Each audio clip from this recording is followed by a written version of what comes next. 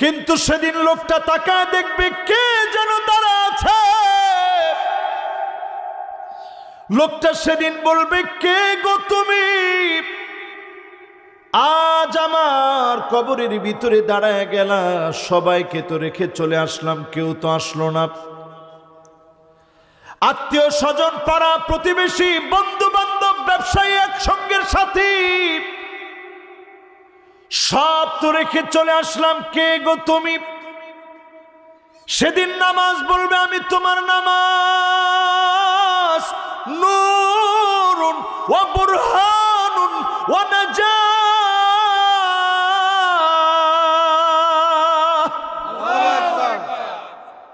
আমি তোমার নামাজ। তুমি যে একজন মোমেন ছিলা, বুরহান, তার প্রমাণ হিসেবে আমি নামাজ তোমার জন্য দাঁড়ায় গেছি। বলেন আল্লাহু আকবার। শুধু শুধু দাঁড়াই নাই, ওয়া নাজাহ, আজকে আল্লাহর কাছ থেকে তোমার জন্য নাজাতের ফায়সালা নিয়ে কবরে তুমি থাকবা, সেই ব্যবস্থা করার জন্য দাঁড়াইছি। জোরে কোন আল্লাহু আকবার। আর যেই লোকটা নামাজ পড়লো না, বেনামাজি, এরকম লোক কি আমাদের সমাজে একেবারেই কম? কিরকম বেশি ভাই? যদি এইরকম হইতো যে 50% নামাজ পড়ে, 50% পড়ে না, তাইলেও মনরে বুঝাইতাম যে 50-50 তো আস। এরকমও যদি হইতো 60 পড়ি, 40 পড়ে না, অথবা 40 পড়ে 60 পড়ে না, তাও তো মনে বুঝাইতাম। এরকমও যদি হইতো যে 70% পড়ে না, 30% লোক নামাজ পড়ে, তাও তো মনে বুঝাইতাম। এরকম যদি হইতো 80% লোক পড়ে না, 80% মনে করেন পড়েই না, 20% পড়ে, তাও তো না। চিন্তা করেন মানুষগুলা সেদিন কিভাবে দাঁড়াবে আল্লাহর আদালতে। লাইসা লাহু নূরুন, তাদের জন্য কবরের ভিতরে কোনো আলো নাই, কোনো বাতি নাই। অন্ধকার কবর, গুটগুটে অন্ধকার হয়ে যাবে।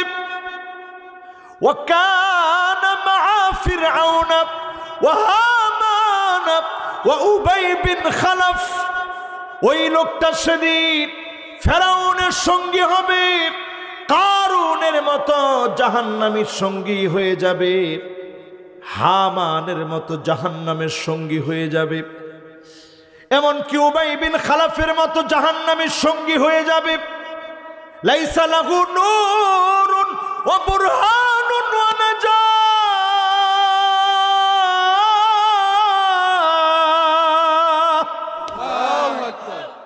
তার জন্য কবরের ভিতরে কোনো সাক্ষী থাকবে না। অন্ধকার কবরের ভিতরে হাতুড়ি নিয়ে ফেরেশতা হাজির হয়ে যাবে। ফায়াদরিবুহু দারবাতাম বিল হাদীদ।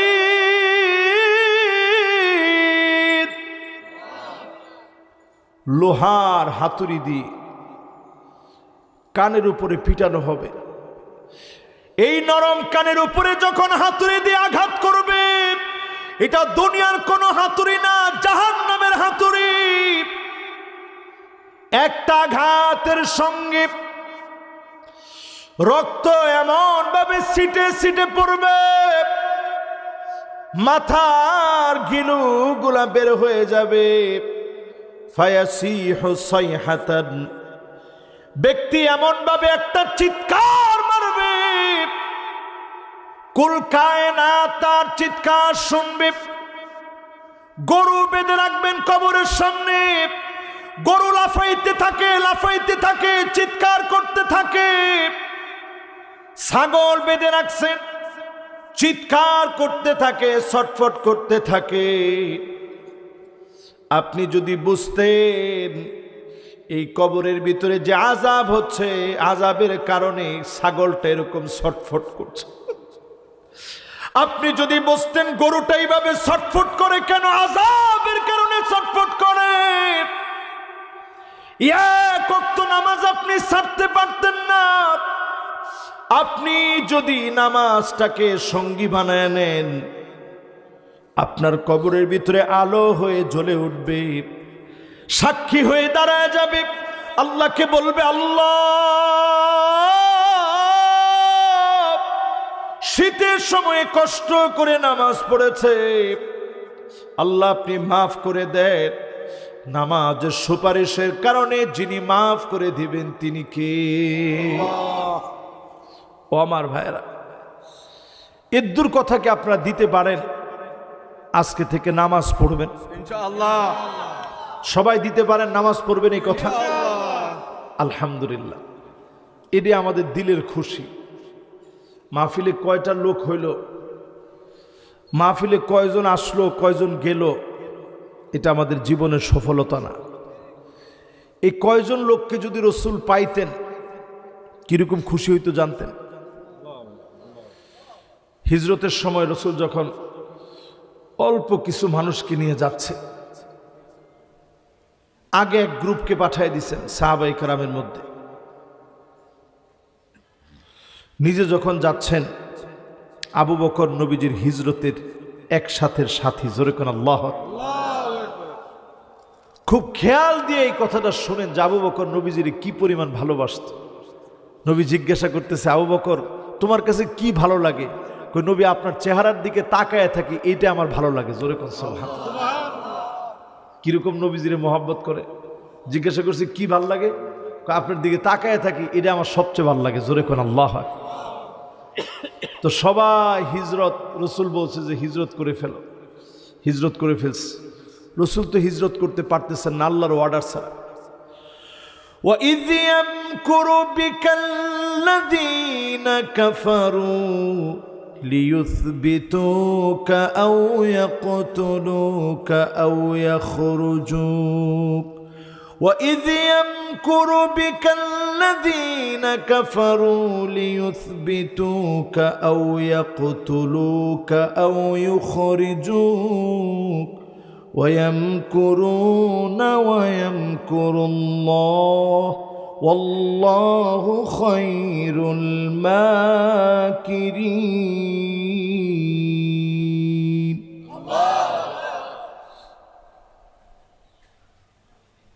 এই আয়াতে কারিমা সূরা আনফালের, এই আয়াতে কারিমা যখন নাজিল হয়েছে, وَإِذْ يَمْكُرُ بِكَ الَّذِينَ كَفَرُوا لِيُثْبِتُوكَ, ও নবী তারা আপনাকে জেলখানায় বন্দী করে ফেলবে, আপনাকে তারা হত্যা করার চেষ্টা করবে, আপনাকে তারা বের করে দিবে। এই আয়াত যখন নাজিল হয়ে গেছে, আল্লাহর নবী হিজরত করার সিদ্ধান্ত নিয়েছে। আবু বকরকে সাথে নিয়ে গেলেন নবীজি। ওই যে আবু বকর নবীর দিকে তাকায় থাকতে চান, আল্লাহর নবী গারে সূর আবু বকরকে নিয়ে উঠলেন, একসঙ্গে দুজন উঠলেন। ওই জায়গায় উঠে এই লম্বা পথ পরিক্রমা পাড়ি দিয়ে নবীজির পা ফেটে রক্ত বের হয়েছে। এখনকার সময়ে আমি নিজে উঠেছি চূড়া, একেবারে এই চূড়া পর্যন্ত যেতে কি পরিমাণ কষ্ট হয়।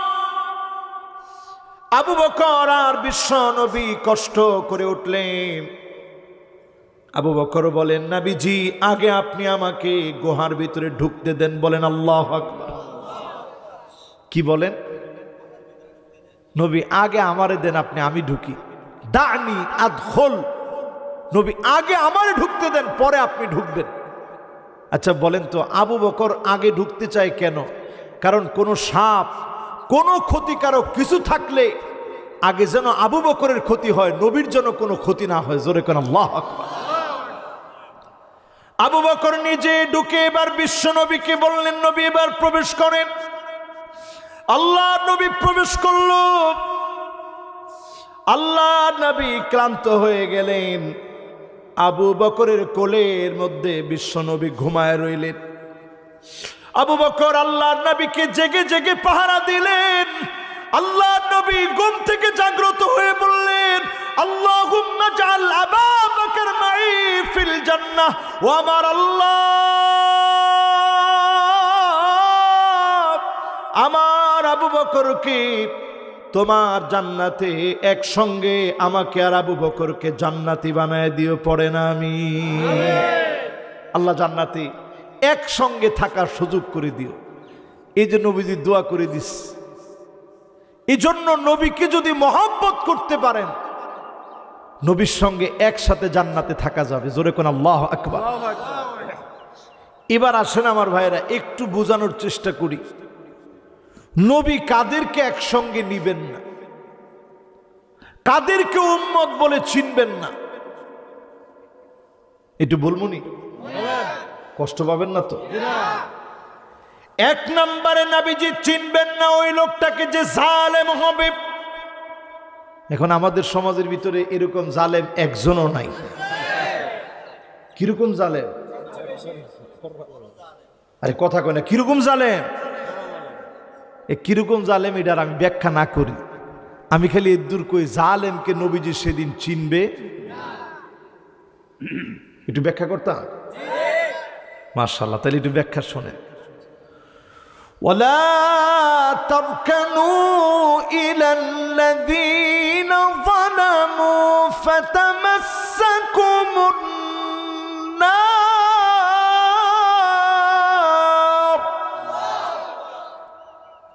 কোরআনুল কারীমের সূরা হুদের আয়াত এটি। কোন সূরা?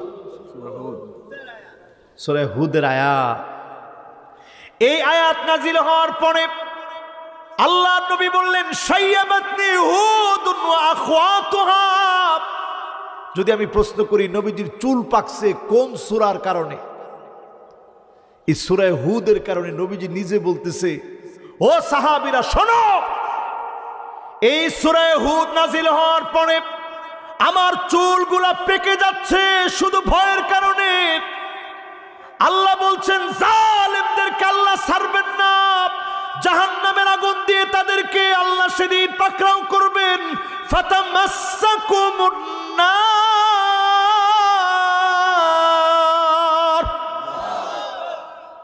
জাহান্নামের আগুন তাদেরকে ঘিলে ধরবে। কাদেরকে? যারা জালেম। জোরে কোন কারা?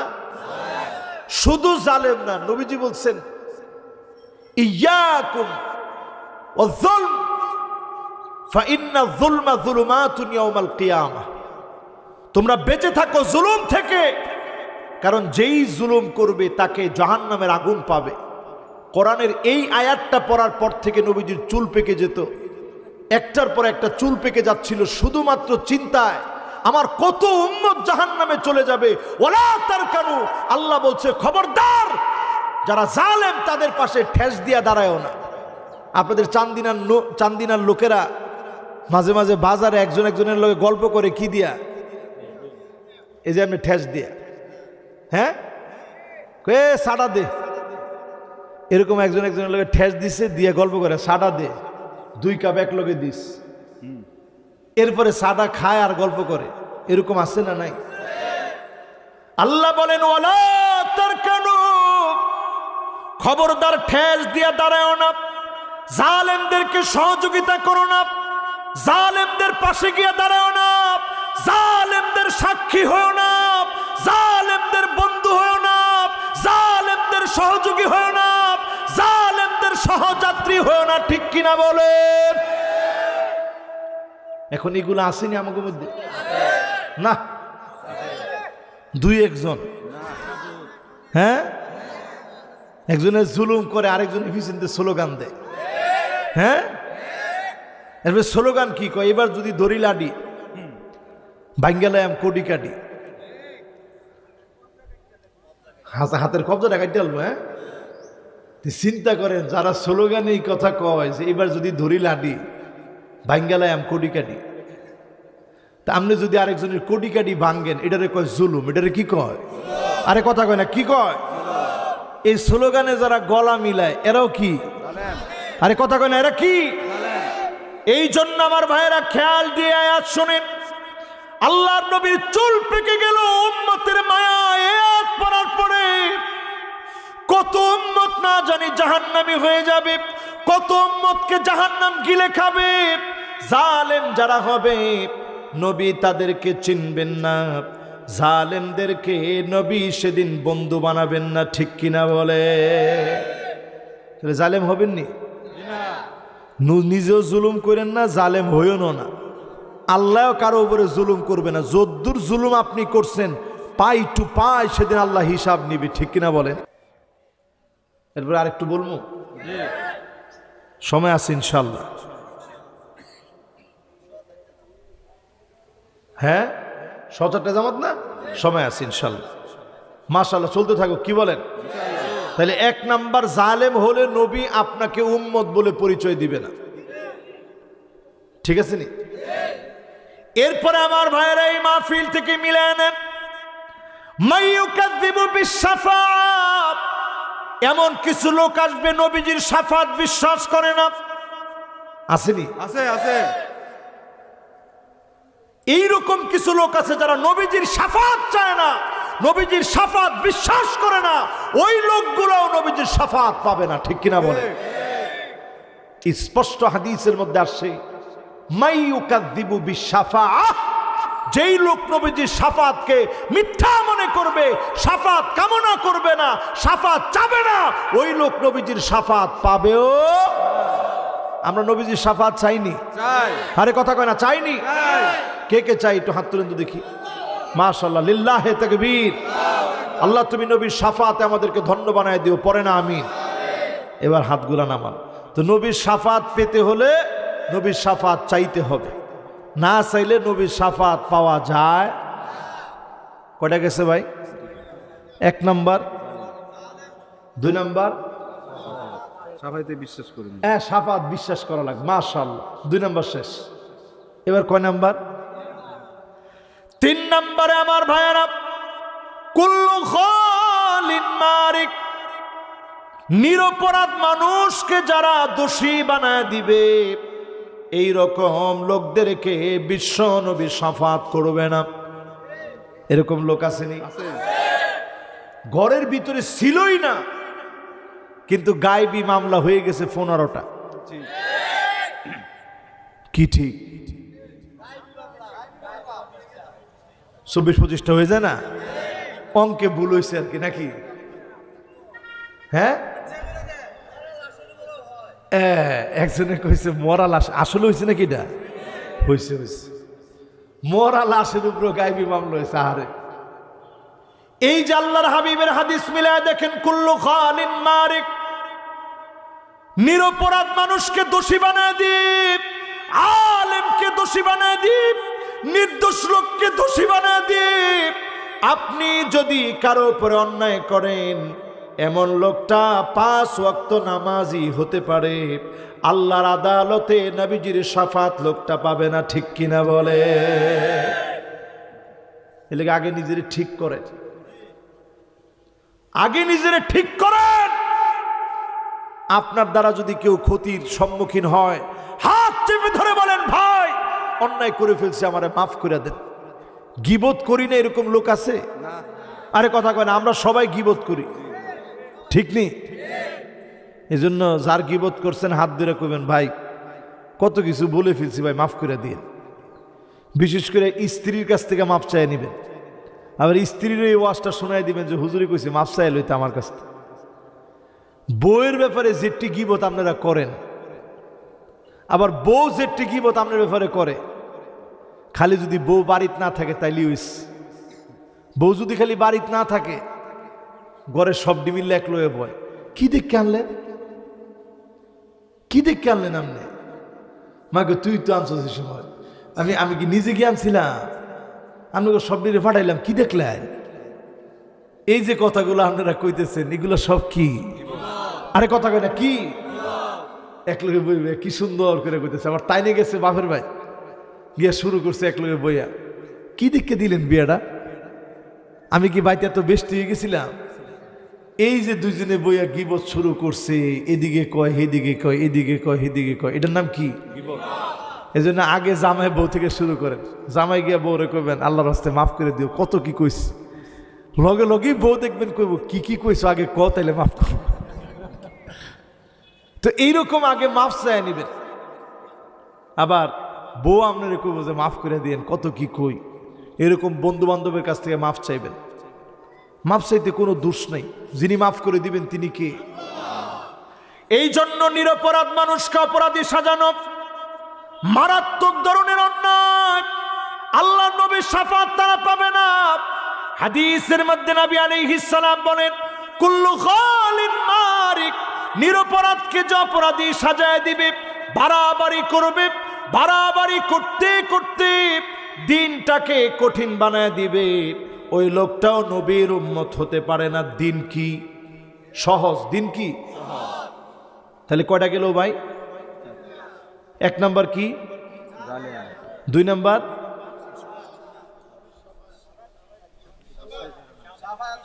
নাম্বার জালেম। জালেম। ও 1 নাম্বার কি কইছি? ও 1 নাম্বার জালেম বলছি, মাশাআল্লাহ। 1 নাম্বার জালেম। 2 নাম্বার যে শাফাত বিশ্বাস করে না সে শাফাত পাবে না। 3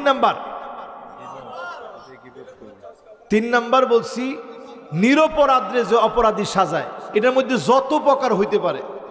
মাশাআল্লাহ, এখন তো মাহফিলটা মোটামুটি একটু জমে উঠছেন, আলহামদুলিল্লাহ, লিল্লাহি তাকবীর। আচ্ছা কোন তো যে এতক্ষণ ওয়াজ হইল, আমি কারে কারে গালি দিছি?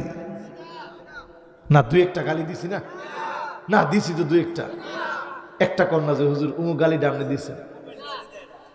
মাশাআল্লাহ, মোমেন কখনো কি দেয় না? সুবহানাল্লাহ। আপনি করে কি ওয়াজ করো? আমি তো ওয়াজ মুখস্থ। মোমেন কখনো কি দিতে পারে না। আজকে থেকে গালি দেওয়াটা বন্ধ করবেন। অনেকে কয় হুজুর আমি ডাইরেক্ট কথা কই, বাহিরেও কইতে ছাড়ি না, কদ্দুরা বাপেরও হুজুর আমি ছাড় দিই না। এটা হচ্ছে লুমাজা। এটা কি? এটা মারাত্মক কবিরা গুনাহ। আপনি মনে করেন না আপনি ডাইরেক্ট কথা কন। অনেকে কয় ইংরেজিতে কয় হুজুর আমি একবারে স্ট্রেট ফরওয়ার্ড, ডাইরেক্ট কথা বলি। স্ট্রেট ফরওয়ার্ড হুজুর, ডাইরেক্ট কথা বলি। এই ডাইরেক্ট কথা বলার কোনো সুযোগ ইসলামে নাই। কাউরে আপনি সামনাসামনি শরম দিতে পারবেন না, লজ্জা দিতে পারবেন না। ইসলাম এগুলো শিখায় নেই। কয়টা বলছি ভাই? 3টা। এবার কয় নাম্বার? 4 নাম্বারে আমার ভাইয়েরা, বেদাত যে করবে, এই বেদাতের সঙ্গে যে থাকবে, বেদাতিকে নবীজি চিনবে না, শাফাত করবে না। দলিল লাগবে নি?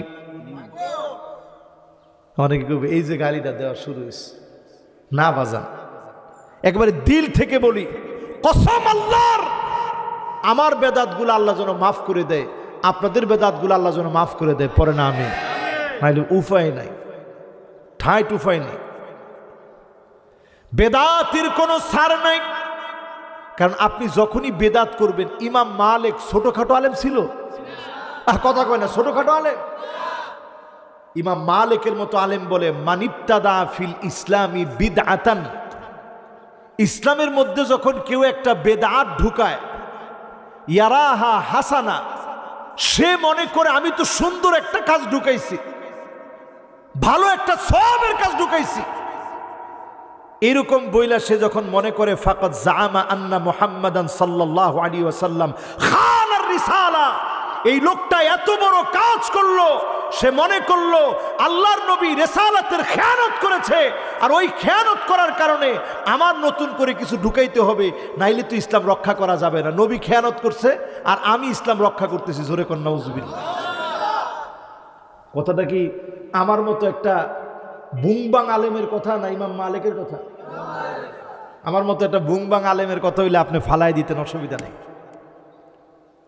ইমাম মালিক রহিমাহুল্লাহ কত বড় আলেম, আপনি ওজন দিতে পারবেন না। ইমাম মালিক রহিমাহুল্লাহর মতো আলেম তিনি বলছেন, মান ইবতাদা ফিল ইসলামি বিদআতান হাসানা বিদআতান ইয়ারাহা হাসানা, কেউ একটা বেদাত যখন ঢুকিয়ে ফেলে ইসলামের ভিতরে, মনে করে ভালো একটা কিছুই তো ঢুকেছ, ফাকাদ জাআমা আন্না মুহাম্মাদান সাল্লাল্লাহু আলাইহি সাল্লাম খানার রিসালা, ওই লোকটা মনে করে আল্লাহর নবী রিসালাতের খেয়ানত করেছে, আল্লাহ পাক যে দায়িত্ব দিয়েছে নবী খেয়ানত করেছে, এই জন্যই আমার নতুন করে কিছু ঢুকাইতে হইতেছে। জোরে কর নাউজুবিল্লাহ। এই জন্য বিদাতটা এত মারাত্মক। বেদাত সমাজের ভিতরে 1টা 2টা ক্ষতি না, অনেকগুলো ক্ষতি নিয়ে আসে। এর মধ্যে 1 নাম্বার ক্ষতি পথভ্রষ্টতা। বেদাতি নিজেকে মনে করে আমি একমাত্র হেদায়েতের কাণ্ডারি। আপনি গিয়া খোঁজ নিয়ে দেখবেন তার বাড়িতে ভালো করে পর্দাও নাই। পর্দা এটা মনে হয় নফল জিনিস নাও, এটা কি ফরজ? কেমন ফরজ ভাই? কেমন ফরজ? দাইমি ফরজ। দাইমি কোন কেমন ফরজ? দা ইমান, সর্বদা পর্দা করতে হবে। এরকম না যে মসজিদের বাড়ি তো মসজিদে মাঝে মাঝে আউন যাব, দেওয়ারের সামনে মাঝে মাঝে যাওন যাব, স্বাস্থ্য ভাইয়ের সামনে যাইলে কোনো অসুবিধা নেই। মামতো ভাই, খালতো ভাই, ফুফাতো ভাই। আমাদের দেশে পর্দা হয় দুই রকমের, একটা এগানা, একটা বেগানা। আমার কথা কয় না? মানে এগানা যারা আছে আত্মীয় স্বজন এদের সামনে যায়, বেগানার সামনে যায় না। এই জন্য বেদাতি পথভ্রষ্টতার ভিতরে থাকে। কুল্লু বিদআতিন দালালাহ ও কুল্লু দালালাতিন ফিন্নার। বেদাত হচ্ছে পথভ্রষ্টতা, আর প্রত্যেক পথভ্রষ্টতা আপনারে নিয়ে যাবে জাহান্নামে। ঠিক কিনা বলে? এরপরে বিদাতের 2 নাম্বার বেদাতের ভয়াবহতা হচ্ছে সুন্নত বেদাতের কারণে বিদায় নিবে। যেমন নামাজের সালাম ফিরানোর পরে আপনি দোয়া করবেন, অসুবিধা নেই। আমি নিজেও দোয়া করি, ঠেললে আবার আমার গাতাত ফলাই দিয়ে না। ভয় পেয়েছেন? আমি কিন্তু একটু লড়িও না, আপনি দেখছেন গুলি চললো, আমি লড়বো না ইনশাল্লাহ। আমি দেখছেন আমার চোখটা একটু বাড়িও খায় না। কি আপনারা কোন যারা এনে দেখতেছেন আমার এই যে টপ করে আওয়াজ হয়েছে, আমার চোখের একটু পাতিটাও লড়ে নেই। আমরা মুমিন যারা দুনিয়ায় আসছি, আমরা আসছি চোখটা যেদিন বন্ধ হবে ওই দিন আমাদের সব নিয়ামত শুরু হবে। আল্লাহু আকবার বলেন। এর আগ পর্যন্ত আপনি জেলখানায় আছেন। এই পুরা দুনিয়াটা মুমিনের জন্য একটা জেলখানা। যেই দিন আপনি মুক্তি পেলেন ওই দিন আপনি জেল থেকে বের হয়ে মুক্ত হলেন। ঠিক কিনা বলেন? আমার ভাইয়েরা, 1 নাম্বার বলছি বেদাত পথভ্রষ্টতা। 2 নাম্বার বেদাতের কারণে সুন্নত দূর হয়ে যায়। যেমন নবী আলাইহিস সালাতু ওয়াস সালাম নামাজের সালাম ফিরানোর পরই মাসনুন কিছু দোয়া পড়তেন। আল্লাহুম্মা ইন্না আলা যিকরিকা ওয়া শুকরিকা ওয়া হুসনি ইবাদাতিক আস্তাগফিরুল্লাহ আস্তাগফিরুল্লাহ আস্তাগফিরুল্লাহ। এরপরে আয়াতুল কুরসি পড়া। আল্লাহু লা ইলাহা ইল্লা হুয়াল হাইয়ুল কাইয়্যুম লা তাখুযুহু সিনাতুন ওয়া লা নাওম লাহু মা ফিস সামাওয়াতি ওয়া মা ফিল আরদ মান যাল্লাযী ইয়াশফা'ু 'ইনদাহু ইল্লা বিইذনিহি ইয়া'লামু মা বাইনা আইদিহিম ওয়া মা খালফাহুম ওয়া লা ইউহীতুনা বিশাইইন মিন 'ইলমিহি ইল্লা বিমা শাআ ওয়াসি'a কুরসিয়্যুহুস সামাওয়াতি ওয়াল আরদ ওয়া লা ইয়াউদুহু হিফযুহুমা ওয়া হুয়াল আলিয়্যুল আযীম পড়লেন। এরপরে ফজরের নামাজ হলে সূরা ইখলাস একবার, ফালাক একবার, নাস একবার, আবার সূরা ইখলাস, ফালাক, নাস, আবার সূরা ইখলাস, ফালাক, নাস 3 বার পড়লেন। ফু দিয়া সারা শরীরটার এইভাবে মুছে দিলেন। এই দোয়াটা পড়তে দেরি।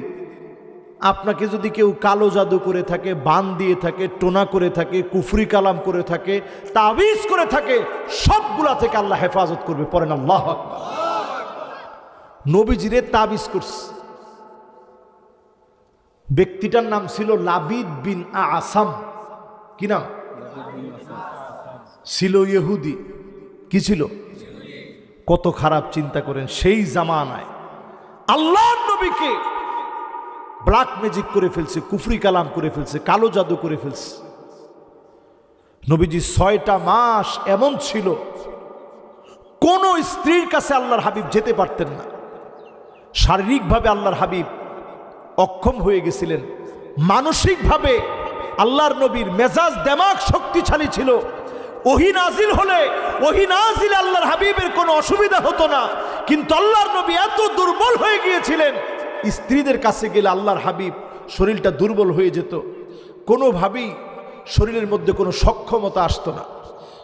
শরীরটা একেবারে দুর্বল হয়ে গেছে।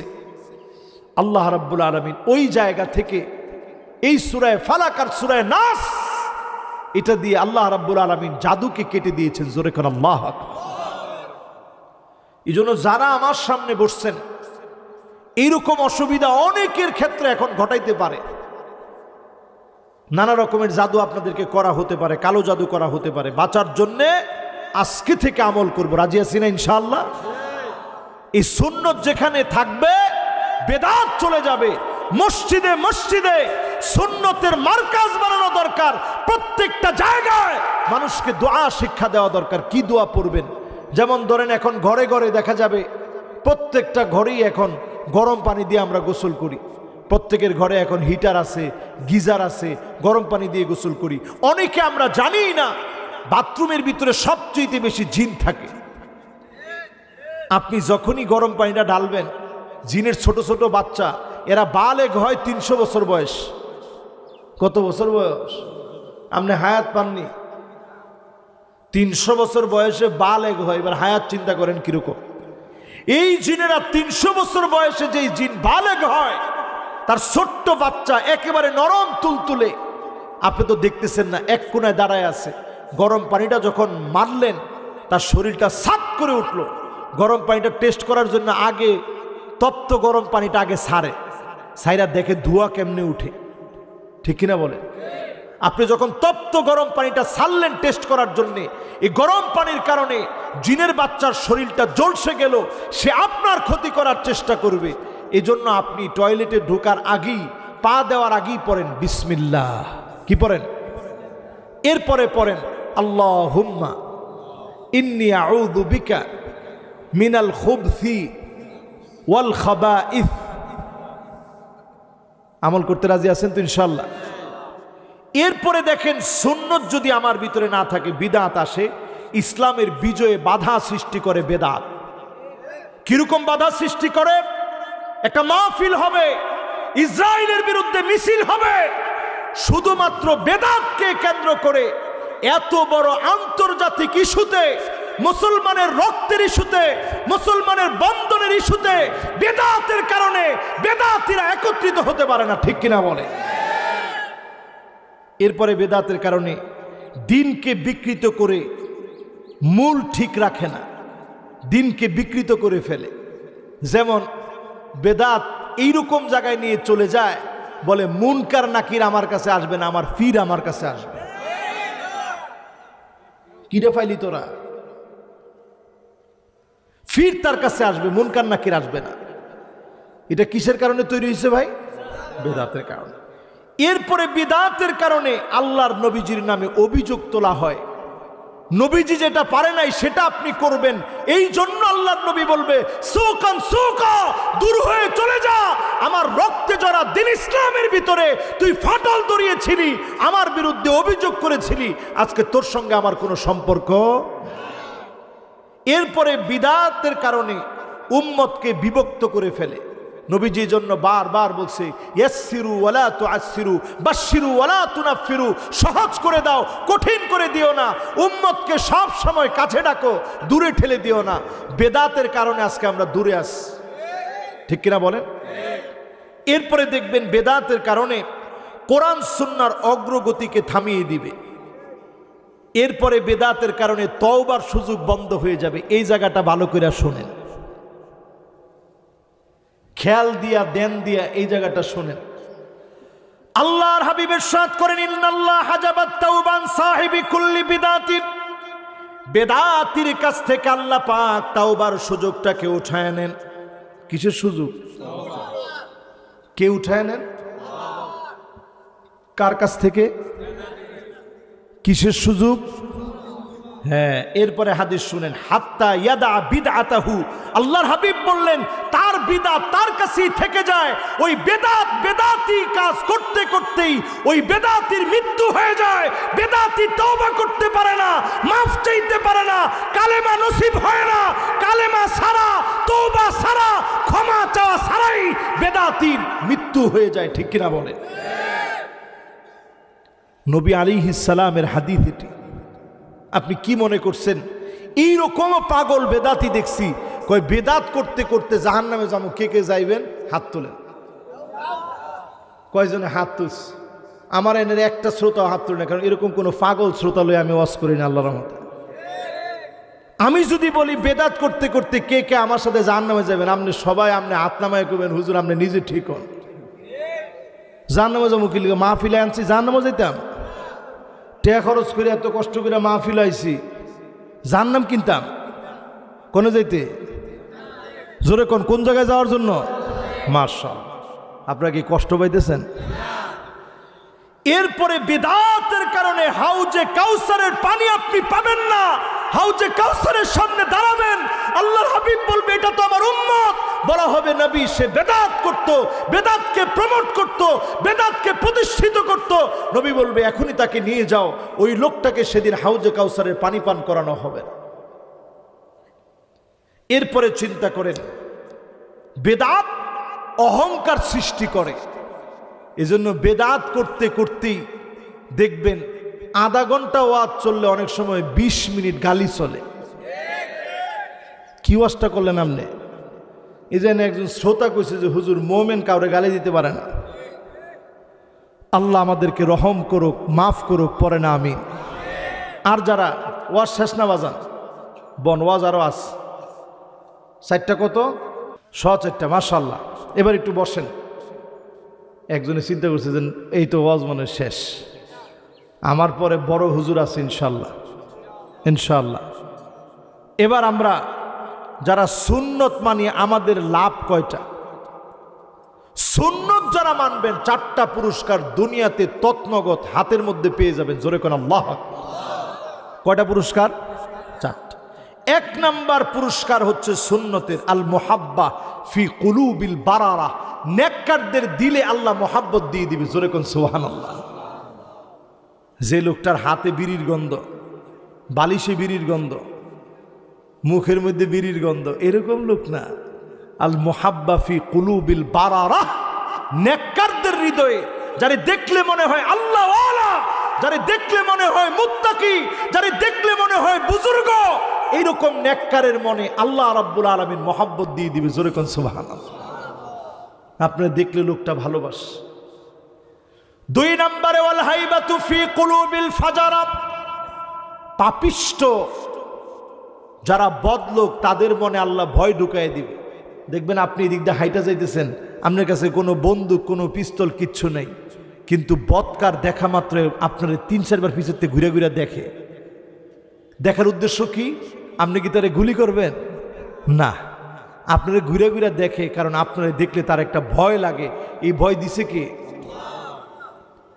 এরপরে 3 নাম্বার পুরস্কার আস-সাআতু ফির রিজক, রিজিকের ভিতরে আল্লাহ বরকত ঢেলে দিবে। জোরে কোন সুবহানাল্লাহ।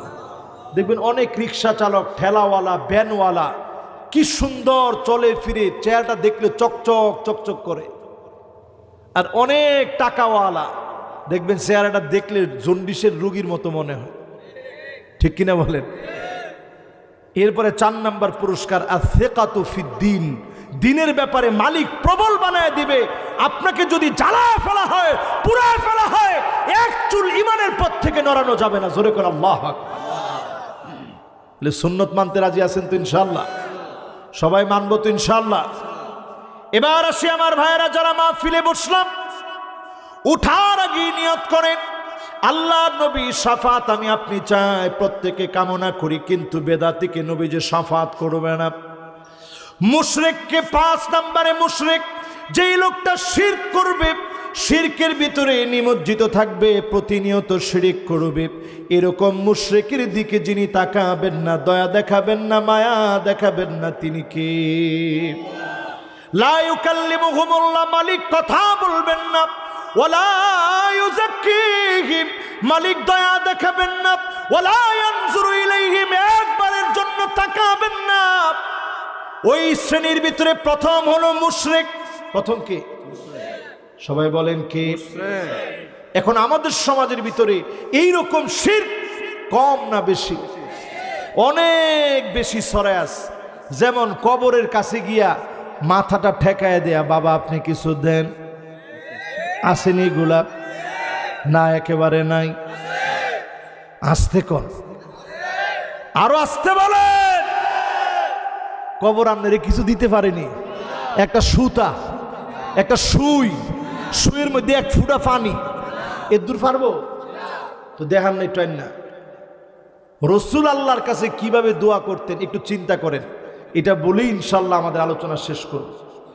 আল্লাহর নবী আল্লাহর কাছে দোয়া করতেন, আল্লাহুম্মা ইন্নী আবদুক ওয়া ইবনু আবদিক ওয়া ইবনু আমাতিক নাসিয়াতি বিয়াদিক মাদিন ফিয়া হুকমুক আদলুন ফিয়া কদাউক আসআলুকা বিকুল্লি ইসমিন হুয়া লাক সাম্মাইতা বিহি নাফসাক أو أنزلته في كتابك أو علمته أحدا من خلقك أو استأثرت به في علم الغيب عندك أن تجعل القرآن ربيع قلبي ونور صدري وجلاء حزني وذهاب همي। এমন একটা দোয়া এখন পড়লাম, আপনি হাদিস খুলে দেখেন, এই হাদিসের সনদটা একটু দুর্বল, এটাও আমি বলি। এই হাদিসের ভিতরে নবী আলাইহিস সালামের এই হাদিস, আল্লাহর হাবিব বলেন এই দোয়াটা পড়ে যদি কেউ কোনো কিছু চায় আল্লাহ তাকে নতুন কোনো কিছুর সুসংবাদ দান করে দেন। জোরে কোন আল্লাহ। কি বলছেন নবী দোয়ার ভিতরে? আল্লাহুম্মা ইন্নী আবদুক, আল্লাহ আমি আপনার বান্দা, আমি আপনার বান্দা। ওয়া ইবনু আবদিক, বান্দার ঘরের বান্দা। ওয়া ইবনু আমাতিক, আমার মাও তো আপনার বান্দি। নাসিয়াতি বিয়াদিক, আমার চুলের গোড়া আপনার হাতের মুঠোর ভিতরে। চিল্লায় বলেন আল্লাহু আকবার। নবী আল্লাহরে কইতেছ, কি কয়? আল্লাহ আপনার হাতের ভিতরে, আমার চুলের গুচ্ছ আপনার হাতের মুঠোর ভিতরে। নাসিয়াতি বিয়াদিক মাদিন ফিয়া হুকমুক, আমার ব্যাপারে আল্লাহ আপনি যা সিদ্ধান্ত নিছেন একটাও সিদ্ধান্ত বাস্তবায়ন হবে না এরকম না, সব বাস্তবায়ন হবে। মাদিন ফিয়া হুকমুক আদলুন ফিয়া কাদাউক, আল্লাহ যেই সিদ্ধান্ত আপনি নিয়ে রাখছেন ওইগুলো আদালতপূর্ণ। আমার জন্য এইটা দরকার ছিল, এই জন্যই আল্লাহ এইটা আপনি আমারে দিয়েছেন। জোরে কোন আল্লাহু আকবার। এরপরে নবী আলাইহিস সালাম আল্লাহর কাছে দোয়া করেন, যত নাম আল্লাহ আপনার আছে ওই নামগুলো ধরে ধরে ডাকতেছি। যত নাম আপনি কিতাবের ভিতরে দিয়েছেন ওই নামগুলো ধরে ডাকতেছি। যত নাম পূর্বোক্ত নবীদেরকে শিখাইলেন ওই নামগুলো ধরে ডাকতেছি। যত নাম আল্লাহ আপনি নবীদের কিতাবের ভিতরে দিয়েছেন ওই নাম ধরে ডাকতেছি। যত নাম আল্লাহ আপনি আপনার কাছে গোপন রেখেছেন ওই নামগুলো ধরে ডাকতেছি। আল্লাহ এত কিছু বলার পরে মালিকের কাছে চায় কি? আল্লাহর কাছে বলে, আল্লাহ আপনি কোরআনকে আমার হৃদয়ের বসন্ত বানায় দেন, নূর সাদরি, আমার বক্ষের আলো বানায় দেন। বলেন আল্লাহু আকবার। আল্লাহ এই কোরআনকে আমার বক্ষের আলো বানায় দেন, আমার দুশ্চিন্তা দূর করে নেন, পেরেশানি থেকে আল্লাহ আমারে মুক্ত করেন। জোরে করেন আল্লাহু আকবার। চাইছে কার কাছে ভাই? এই জন্য জান্নাতটা আমার আপনার কত কাছে। শিরাকান আলাইহি, আপনার আমার জুতার ফিতাটা যত কাছে জান্নাত তত কাছে। আবার আপনার আমার জুতার ফিতাটা যত কাছে জাহান্নামও তত কাছে। আপনি যদি মালিকের কাছে জান্নাতটা চেয়ে নিতে পারেন, আল্লাহ দুনিয়ার জীবনটা কাটায় দিলাম। আল্লাহ কত সময় চলে গেল, জীবন থেকে কত সময় হারায় গেল। আল্লাহ আমার শৈশব কেটে গেল হেলায় খেলায়, যৌবনটা কেটে গেল অবহেলায়, জীবনের বার্ধক্য বেলা চলে এসেছে, সালাতুল আসরের আজান হয়ে গেছে। এই সময়টা এমন একটা সময় আল্লাহ আপনাকে আমাকে ডেকে বলেন, ইন্না হায়াতাকা কদ তাজুলু কামিসলিশ শামস। ও গোলাম, সূর্য যেভাবে ডলতে ডলতে ডলতে ডলতে ডুবে যায়, তোমার জীবন সূর্য ডুবে যাবে। হঠাৎ করে তোমার মৃত্যু চলে আসবে, হঠাৎ করে কবরে চলে যাওয়া লাগবে। এই কবর আমাদের ঠিকানা হয়ে যাবে। কবরে চলে যাওয়ার আগে নবীর উম্মত হয়ে যান, উম্মতের মতো উম্মত হন। কবরটাকে প্রশস্ত বানায় নিয়ামত যিনি ভরপুর করে দেবেন তিনি কে? তাহলে চাইবেন কি পীরের কাছে না আল্লাহর কাছে? কেউ কি কিছু দিতে পারে? কে পারে ভাই? সবাই একটু আওয়াজ করে বলি কে? অনেক আল্লাহর নামটা লয় না, অনেকে নিয়ত করে রাখছে জয় গুরু। হেরা কয় জয় গুরু, কত বড় বেকুব চিন্তা করেন। আগের দিনের কোন আলেমের জবান দিয়ে জয় শব্দটা উচ্চারণ করানো যাইতো না। আপনি জিজ্ঞাসা করে দেখেন, এখানে যারা মুরব্বীরা আছেন, এই যে আমার বাবার বয়সী মুরব্বীরা আছে, জয় আগের দিনের হুজুররা কইতো নি? কি লিগা? এই জয়টা উচ্চারণ করতে হবে, জয় জয়। আর এখনকার সময়ে এরকম কিছু বন্ড বেরোইছে, জয় গুরু, গুরু তোমার চরণে জয়। আসলে ওই গুরুর চরণে ক্ষয়, গুরুর চরণে কি জয় না, জয় না ক্ষয় কি? একটু ঠিক করেন নিজের। আপনি অল্প আমল নিয়ে গেলেন। এই যে ছোটবেলায় মক্তবে একটা হাদিস পড়ায়, হাদিসটা কোন তো দেখি, আখলিস দি নাকা কোন, যে সহজ না হাদিসটা? অর্থটা বুঝছেন? তোমার ইমানকে খাঁটি করো, অল্প আমল নাজাতের জন্য যথেষ্ট হবে। জোরে কোন আল্লাহ। আপনি আমলের বড়াই দিয়ে মাপ পাবেন না। শিরিক ছেড়ে দেন, শিরিক বর্জন করেন। পীর আপনাকে কিছুই দিতে পারে না, কিচ্ছু দিতে পারবে না, আগামী দিনেও পারে না, এখনো পারবে না। আজকের দিনে যারা পীরের কাছে গিয়ে চান তারা দাজ্জালের মুরিদ হবেন। কার? কারণ এখনকার পীরে তো কিচ্ছু দেখাইতে পারে না। পীরের কেরামত যদি পীর জাহির করে, ওই কেরামত আর কেরামত থাকে না, বন্ধ হয়ে যায়। এর কথা কয় না? কিন্তু দাজ্জালের যখন আপনি দেখা শুরু করবেন, এটা থাকবে ম্যাজিক। চোখের সামনে, কবরের সামনে গিয়ে বলবে কুম বিইذনি, আমার অর্ডারে দাঁড়ায় যা। আপনি দেখবেন আপনার আব্বা কবর থেকে দাঁড়ায় গেছে, আসসালামু আলাইকুম। আপনি কবেন সর্বনাশ করছে আর কি, এর চেয়ে বড় পীর আর কি? যে ভণ্ড সাথে সাথে ইমান ধ্বংস করে ফেলবে। যে মুমিন সে দেখবে তার কপালের মধ্যে লেখা কাফারা, অন্য রিওয়ায়াতে আছে কাফির, পরিষ্কার লেখা থাকবে। একজন যুবককে বলবে এটা কে? বল আমার পরিচয় কি? যুবক বলবে তুই মিথ্যুক দাজ্জাল। দাজ্জাল সঙ্গে সঙ্গে তারে হত্যা করবে। মালিক আবার ওই যুবককে জীবিত করে দিবে। জোরে কোন সুবহানাল্লাহ। দাজ্জাল এবারও বলবে বল আমি কে? বলবে তুই মিথ্যুক দাজ্জাল। আগে সন্দেহ ছিল, এখন আর কোনো সন্দেহ নাই। তুই যেহেতু আমাকে মেরে ফেলেছিলি, মালিক যেহেতু আমাকে জীবিত করে দিছে, আমার আর কোনো সন্দেহ নাই, তুই মিথ্যুক দাজ্জাল। এবার যখন তাকে জবাই করার জন্য দাজ্জাল যাবে, আল্লাহ পাক তার গলার ভিতরে একটা পাত পরায় দিবে, একটা তামার একটা পাত পরিয়ে দিবে, আবরণ পরিয়ে দিবে, আস্তরণ পরায় দিবে। যত চেষ্টা করবে কোনোভাবেই জবাই করা যাবে। এই মাহফিল থেকে বলি, দাজ্জাল আসার সময়টা চলে আসছে। আল্লাহর হাবিব বলছে ফান্তাযিরুদ দাজ্জাল, আমি তোমাদেরকে বলে যাই দাজ্জালের অপেক্ষা করো।